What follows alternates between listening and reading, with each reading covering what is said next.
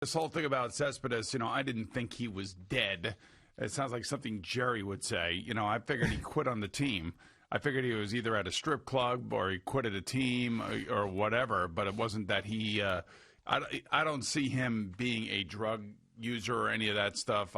He's too healthy physically, forget the heels, but mentally, boy, is he just absolutely nuts. And this is why he's been on so many teams for so many years. This is why the way this ends here now for the Mets is a disgrace on his part, not on the Mets' part, because the Mets gave him a 4-year deal. He was supposed to live up to that deal. He did not live up to that deal.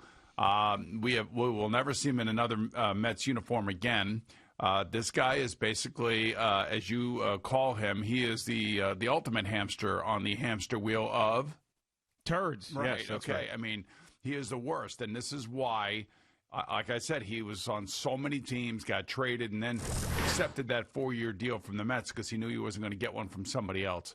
So this is just, it's par for the course for him. And, and I'm sick and tired of hearing people saying, oh, it's the dysfunctional Mets, the dysfunction. It's not the Mets, it's the player that's dysfunctional.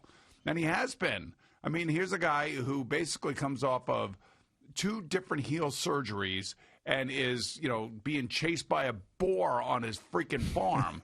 It doesn't get any more ridiculous than that. So I'm sorry that it happened to the Mets. The Mets are my team. I'm more concerned about their lack of clutch hitting. I'm more concerned about their rotation. And I think they're a better team without Yoenis, actually. I think he is one big, ginormous distraction.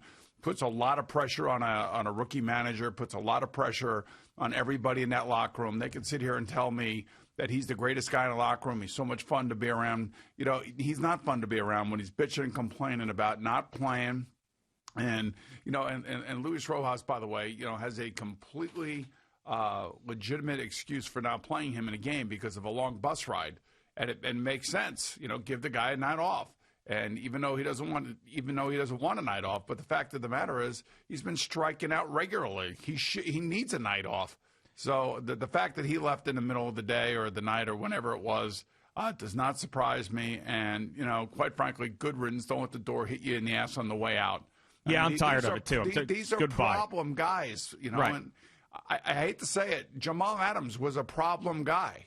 Odell Beckham Jr. was a problem guy. Yoenis Céspedes is a problem guy. You got to get them out of the locker room. You just do. So the one thing, and I'm totally with you on everybody's trying to crush the Mets for this. The one thing that they could have done differently with that statement, I think, was to leave out the sentence, our attempts to contact him have been unsuccessful. Because that is the thing where people just went off the deep end. Now, it's not their fault that they went off the deep end, but when you leave it, that wide open to our attempts to contact him have been unsuccessful, that people are like, oh, man, they're trying to call him. They don't know where he is.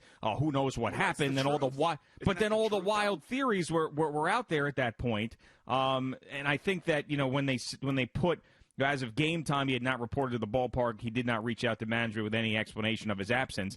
I saw one tweet from Mark Carrig, who covers the Mets, that said either one of 2 things happened. They put out a statement without checking on his well-being, which you can't do, or they put out a statement to shame him. If they put out a statement to shame him, good. Shame his ass, for crying out loud. I mean, we've been dealing with shame as Mets fans for I don't know how long. Shame his ass. And why is anybody needing to protect him? I mean, this is a guy who does not care about winning, didn't care about winning prior to any of his injuries, that's for sure, and certainly hasn't afterwards, because all the guy wants to do is golf and be on his ranch and somehow find a way to make money without playing. So what if they put out a statement to shame him? Hey, what has he done for the Mets since 2015? 16, he was okay. He hasn't done anything. 17, 18, 19, 20. All he's been is one big embarrassing headline for the organization, and then he doesn't show up and doesn't tell anybody about it, and then it's a problem that the Mets put out a statement to make him look foolish. He did that to himself. And by the way, who represented him during that 4-year contract? Brody Van Wagenen. All right, yes. So,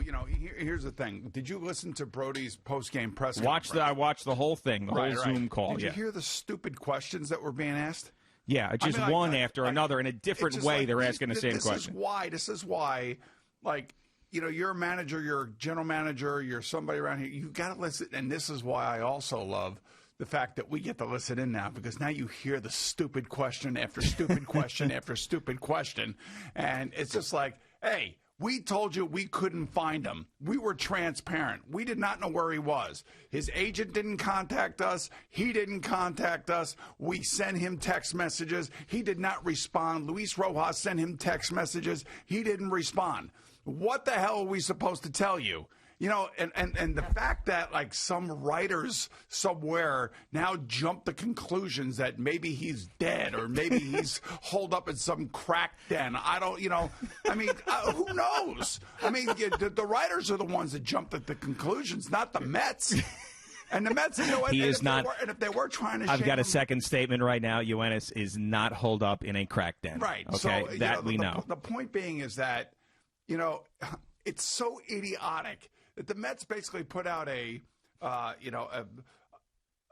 press release basically saying, hey, look, man, we just don't know where he is. He's not responding to us. We sent people to his rooms. He's not there. And if he can't respond to us, then we can't give you an idea of where he is. They told you the truth, and they were transparent. I actually felt bad for Brody because Brody was his agent. Brody was the one that got him this contract, and Brody was the one that believed in him and trying to bring him back.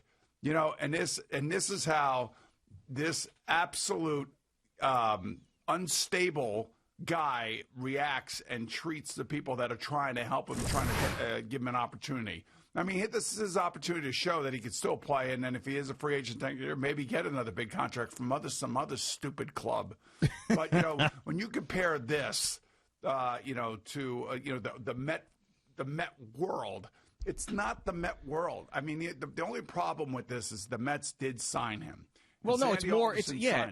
You know what it is, though. The reason why the reaction is, and then what I said about it can only happen to them. It's because the fans are embarrassed again by another one of these things. Because the baseball world looks, the Mets, this is happening to the Mets again. And, yeah, when you dive deep into it, it's Yoenis Céspedes acting like a baby and leaving because things weren't going. I agree. But it's just another one of these. Same thing with the wild boar. It's just another embarrassing thing that happens, and then people can point and laugh, but now he's gone. And, by the way, if the Mets hadn't put out a statement, how many people would have done an about-face in the Mets beat that would have said, how could you not let anybody know where Yoenis Céspedes is? Been, you're damned if why are you hiding it? The Mets PR staff, and they have ganged up on the Mets PR team. These beat writers, they put out all these tweets, like the Mets PR team ended the Zoom session early. The Mets PR team decided to do the Mets PR team. Just stop. If they didn't put out the statement yesterday, the tweets would have been the Mets PR team attempted to hide the Yoenis Céspedes story from us, and we weren't going to find out. What exactly would you like them to do in this situation when a player decides to quit and not tell anybody and then leave? Honestly, that's the word right there. Quit. There's a playbook for that. There's an organizational playbook for the guy who disappears in the middle of the night and is allowed to because of a pandemic and then doesn't inform anybody about it. Come on. Please. You're right, though, but he quit on his team. And then to hide behind the COVID-19 opt-out and everything else, it's a total bunch of crap. Oh, I have a family member that is, that's got an issue. Well, you're not even near that family member. You're on the road with your team and everything else, and this is just an easy way to say, be a baby about everything and just take off. So I don't. They're better. I'm just telling you, they're a better team. Well, I mean, this season for them is. It's not over yet, but I'm just saying. I know. 3-7, and they're just not. They can't score runs. It's just stop. Well, Friday night was awful. Friday night was again, a third time in the season already where it's a game that they need to win and they don't win, but. But meanwhile, I'll tell you, with the commissioner threatening to shut down Major League Baseball because of the players' actions away from the stadiums, away from the field, is pretty telling.